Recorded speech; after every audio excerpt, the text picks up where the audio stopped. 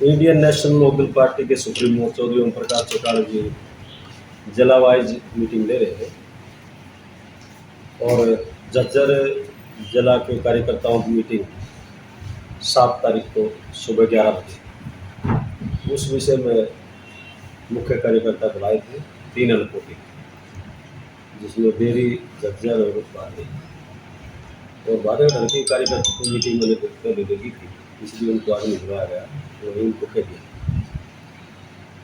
चौधरी ओम प्रकाश चौटाला जी 22 तारीख से लगातार यमुनानगर, पंचकुला और अम्बाला, इन 3 जिलों में हर हलके में 10 गांवों का उनका प्रोग्राम चल रहा है और लगातार वो ये प्रोग्राम कर रहे हैं। उसके बाद 1 तारीख से वो जिले वाइज मीटिंग है। 1 तारीख से उनके प्रोग्राम डिस्ट्रिक्ट वाइज कार्यकर्ताओं की मीटिंग लेने के लिए, और मुख्य मुद्दा 25 तारीख की रैली जो फतेहाबाद में होने जा रही है, जहां उसके लिए निमंत्रण देंगे, वहाँ कार्यकर्ताओं की ड्यूटी लगाएंगे और पार्टी का जो संगठन का काम चल रहा है वो संगठन के काम की भी समीक्षा करेंगे। इसलिए आज मैं इन 3 हल्कों के मुख्य कार्यकर्ताओं की मीटिंग लेकर इस बात का उनको सूचना दे रही है और उनको भाषा की तरफ से आदेश दिए गए। पंचायती चुनाव लेट होना कैसे देखते हैं? सरकार की नीयत में हो जान पूछ कर कहता है, नहीं तो जिस दिन नगर परिषद पालिकाओं के चुनाव संपन्न हुए थे उसके 2-4 दिन बाद में कर देते अनाउंस कर देते, लेकिन कराना नहीं चाहते चुनाव सरकार। राठी साहब, अब की बार जो रैली 25 तारीख को फतेहाबाद में होगी, उसमें क्या कुछ ऐतिहासिक देखने को मिलेगा? क्योंकि लगातार जो मीटिंगों का जो है दौर बड़े बड़े नेताओं के साथ देश और प्रदेश के साथ चल रहा है, तो कैसे देखते हैं? जो तीसरे मोर्चे की जो बात चौटाला साहब जो शुरुआत में कह चुके हैं, नीतीश कुमार से भी मीटिंग हुई है, तो कैसे देखते हैं? क्या बड़े बड़े चेहरे जो है आपकी बार रैली में देखने को मिलेंगे? इसमें कोई दो राय नहीं है कि चौधरी ओम प्रकाश चौटाला जी तीसरे मोर्चे के गठन के लिए सक्रिय है और उम्मीद ही नहीं, भरोसा है कि 25 सितंबर की रैली में तीसरे मोर्चे की नींव रखी जाएगी और चौधरी ओम प्रकाश चौटाला जी के नेतृत्व में देश के अलग अलग पार्टियों के लोग उस रैली में शिरकत करेंगे। लेकिन मौजूदा सरकार और विपक्ष तो ये कह रहे हैं तीसरे मोर्चे को लेकर कोई विकल्प नहीं है इनका, और आगे आने वाली मौजूदा सरकार के खिलाफ पूरे देश में माहौल तैयार हो गया और इस सरकार की जो कारगुजारी है उससे लोग परेशान और दुखी हैं। जो बोलता है उसके खिलाफ ईडी, इनकम टैक्स, सीबीआई की छापे। ये एक अघोषित इमरजेंसी है, तानाशाही। हर आदमी महंगाई से दुखी, बेरोजगारी चरम सीमा पर, कोई भी काम बगैर पैसे के किसी कार्यालय में होता नहीं है। नौकरी दे नहीं रहे, क्या हालत करके रखी देश, और जो बोलता है उसके खिलाफ तो रेड पड़ती है। इसलिए दुखी लोग इकट्ठे हो रहे हैं और इकट्ठे होकर के इस सत्ता को उखाड़ फेंकने का काम कर रहे हैं।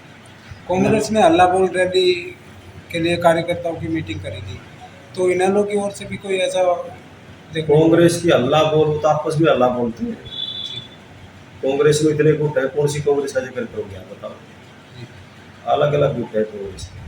अब जहाँ भूपेंद्र सिंह हुड्डा जी को ये हुड्डा साहब के चेले कहा करते कि गढ़ है ये रोहतक गज्जर सोनीपत, वो गढ़ नहीं रहा। क्यों? 6 चुनाव थे नगर परिषद नगर पालिकाओं पुराने रोहतक में, जिसमें 3 सोनीपत में थे, कुंडड़ी, गन्नौर और गोहाना, और 1 रोहतक मैम नगर पालिका और 2 झज्जर में थे, झज्जर नगर परिषद और बागल नगर परिषद। क्या हालत हुई कांग्रेस की? भूपेंद्र हुड्डा जी ने पूरा जोर लगाया है, वोट मांगते थे उनकी अहमियत देगी, और MP साहब पूरा जोर लगाने के बावजूद कांग्रेस कई जगह तीसरे नंबर पर चली गई। हमारे बादागढ़ तीसरे नंबर पर गई कांग्रेस। बादागढ़ शहर में वाइस चेयरमैन का कैंडिडेट भी नहीं खड़ा कर पाई कांग्रेस। जो 5 पार्षद 31 में से 5 पार्षद जीत के आए थे कांग्रेस के, उन्होंने बीजेपी को वोट डाली है सरेआम, पता कर लो आप। हुड्डा साहब के कहने से डाली है, वैसे थोड़ा जानते हो। गांव ये- चामला का मामला जो चल रहा है वो उसमें पंचायती चुनाव पर असर पड़ेगा कुछ? बहुत भारी असर पड़ेगा। मैं आपको बता भी दूँ कि इससे लाखों लोग इफेक्टेड है।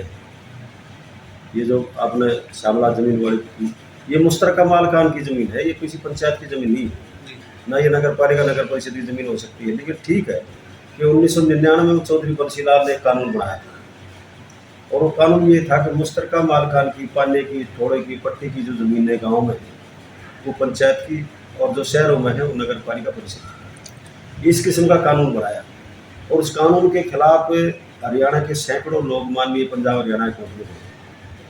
एक केस ऐसा ही पहले भी चल रहा था, वो सुप्रीम कोर्ट ने रिमाइंड कर दिया और पुनर्विचार के लिए सुप्रीम कोर्ट में पेंडिंग था। एक ये केस आ गया। इस केस का टाइटल था, उस केस का पौने केस का टाइटल था जय Singh and others versus state of Haryana, और ये जो 99 में बनाया कानून, इसका टाइटल था Surajbhan Rathi and others versus state of Haryana. इनका फैसला 2017 में आया माननीय पंजाब हरियाणा हाई कोर्ट का, और उस फैसले में स्पष्ट तौर पर 5 जजों की पीठ का फैसला था वो, जिसमें चीफ जस्टिस की अध्यक्षता थी, और उसमें उस पीठ ने सर्वसम्मति से नहीं बल्कि 4-1 से फैसला दिया, मेजोरिटी से, कि ये ज़मीन गांव की नहीं हो सकती और ना नगर पालिका की हो सकती, क्योंकि मुश्तरका मालिकान है, इसके मालिक है इसके, ये नहीं हो सकती। अगर सरकार को चाहिए, पंचायत को चाहिए या नगर परिषद पालिका को चाहिए तो उसको एक्वायर करो और किसानों को मुआवजा दो। लेकिन उसके खिलाफ हरियाणा सरकार सुप्रीम कोर्ट चली गई, और माननीय सुप्रीम कोर्ट के 2 जजों का फैसला आ गया सरकार के पक्ष में। लेकिन अगर सरकार चाहे तो एक दिन का अधिवेशन बुला करके, इधर 1 घंटे का काम है, स्पेशल अधिवेशन बुलाए और लोगों के हित में एक कानून संशोधन कर दे।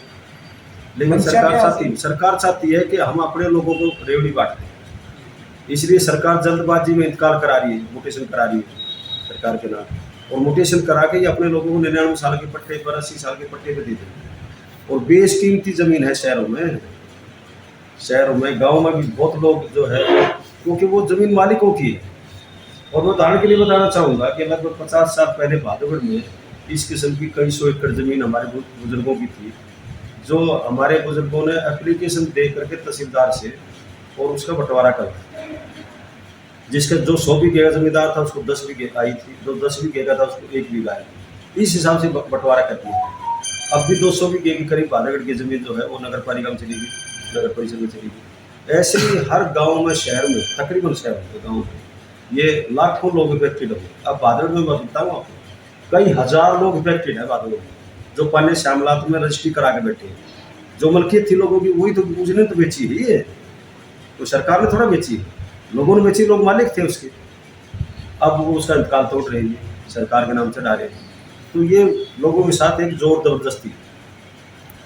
हमारी सरकार आएगी, चौटाला साहब ने घोषणा कर दी है, हमारी सरकार आते ही वापस ज़मीन किसानों को दे दी जाए। गरीब लोग भी बहुत बैठे हैं, जो गरीब लोग हैं बेचारे, उन्होंने उस टाइम पर सस्ती ली थी, अब महंगी होगी, तो उनके घर भी उजाड़ देगी सरकार को।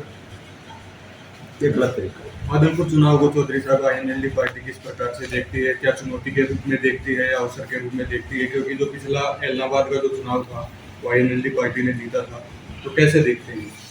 इंडियन नेशनल लोकदल पार्टी मजबूत पार्टी है, और अब ज़्यादा मजबूती चौधरी अभय सिंह चौटाला जी ने जो किसानों के हित में इस्तीफा दिया और जो बाई इलेक्शन जीता सरकार के खिलाफ, वो इलेक्शन केवल सरकार के खिलाफ नहीं था। अभय सिंह वर्सेस ऑल, कांग्रेस ने भी बीजेपी की मदद की थी, और इस बात को सभी जानते हैं कि हुड्डा साहब गए थे कांग्रेस की रैली में कांग्रेस की मदद के लिए, लेकिन वहाँ कह के आए, कांडा की बड़ाई करके आए, तो सबको पता है इस बात का। अब भादोगढ़ में भी नगर परिषद के वाइस चेयरमैन का चुनाव था। इंडियन नेशनल लोकदल पार्टी के 31 में से 14 वोट आए, और बीजेपी, कांग्रेस, जेजेपी ये तीनों मिला करके उनके 18 आए। 5 वोट कांग्रेस के थे। पहले दिन तक, आखिरी दिन तक भी कांग्रेस ये कहती रही हमारा कैंडिडेट उठाएगी। अगर कांग्रेस कैंडिडेट उठाती थी इंडियन नेशनल लोकदल पार्टी में आप जीत जाती, क्योंकि कांग्रेस के 5 वोट थे, 5 वोट थे। 31 में से 14 हमारे, कितने रह गए? 17 में से 5 चले गए। बीजेपी के कितने थे? 12। एक चेयरपर्सन का चलो नॉमिनेट वोट था, 13 ले जाते, 14 फिर भी हमारे। तो ये ऊपर से आदेश आ जाते हैं हुड्डा साहब के पास कि बीजेपी की मदद करनी है, कर दिया। ये तो बाद में आप पता कर ले, पत्रकारों से पूछ लो कि किस तरह से आखिरी टाइम तक कांग्रेस कहती रही कि हम अपना कैंडिडेट खड़ा करेंगे। कैंडिडेट नहीं खड़ा कर पाई, हिम्मत नहीं थी, क्योंकि हुड्डा साहब ने जो है CBI के, इनकम टैक्स के, ED के जो केस चले हुए उनके ऊपर, तो अपना बचाव करना है। ऐसे कांग्रेस कमजोर होती चली गई।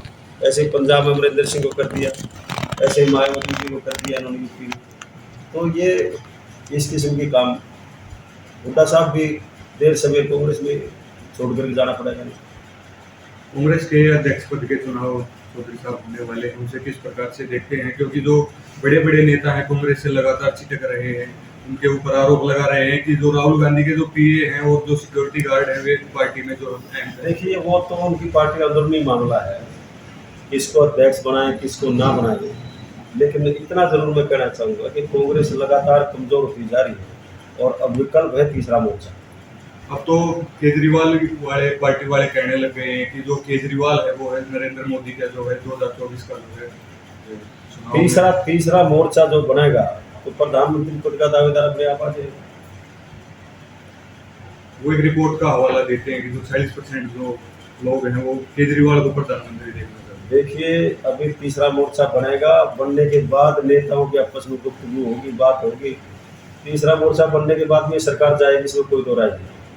लोग दुखी और परेशान हैं, पूरे देश के लोग दुखी हैं, पूरे देश के लोग दुखी हैं। अपोजिशन पार्टियां सारी दुखी कर रखी हैं, किस तरह से सरकारों को तोड़ रहे हैं। अब केजरीवाल जी की सरकार को तोड़ने का षड्यंत्र रचा गया कि नहीं रचा गया? ऐसे ही महाराष्ट्र की सरकार तोड़ दी, झारखंड में भी चल रहा है। ऐसे ही झारखंड में तोड़ेंगे। ये सारे के सारे काम वो करते हैं जो असंवैधानिक काम। जेजेपी पार्टी में भी डिप्टी CM को भी कह रहे थे 2024 में CM बनने की। जेजेपी नाम की पार्टी अगले इलेक्शन तक रहेगी नहीं, आप डोर टू डोर मीटिंग कर रहे हैं, उस मीटिंग से डोर नहीं, गाँव की गाँव और शहरी क्षेत्रों में जो मीटिंग कर रहे हैं उसका असर कितना इनेलो पार्टी को कितना कैसे बढ़ा? लेकिन मैं उनके साथ रहा हूँ, कई गाँव में गया था साथ, बहुत भारी संख्या में जन समर्थन मिल रहा है और चौटाला साहब को सुनने के लिए बहुत लोग आते हैं और कहते हैं कि आपके साथ रहेंगे। जो 2019 के चुनाव में जो हमारा ग्राफ गिरा था वो बेहद तेजी से बढ़ा है। बीजेपी और कांग्रेस तो ये कहा करती कि इन लोगों का शहरों में कुछ नहीं है, ये तो गाँव की पार्टी, देहात की पार्टी कहा करती थी। लेकिन 46 नगर परिषद पालिकाओं के चुनाव हुए थे, उन चुनाव में लगभग 17% वोट मिली है इन लोगों को और बीजेपी को 25.2% मिली। ये तो आपके सामने रिकॉर्ड है। 12,72,हज़ार वोट टोटल पोल हुई, 12,72,800 के, और बीजेपी को उसमें 25.2% मिली और हमारी पार्टी को लगभग 17% वोट मिली। कांग्रेस में हिम्मत नहीं थी कि चुनाव में सिंबल पर लड़ा दी, कांग्रेस भाग खड़ी हुई और हमारी पार्टी का तो फैसला इंडियन नेशनल पार्टी का कि हम अगर चुनाव ये सरकार कराएगी तो हम जिला परिषद का चुनाव पार्टी सिंबल पर करेंगे। Thank you.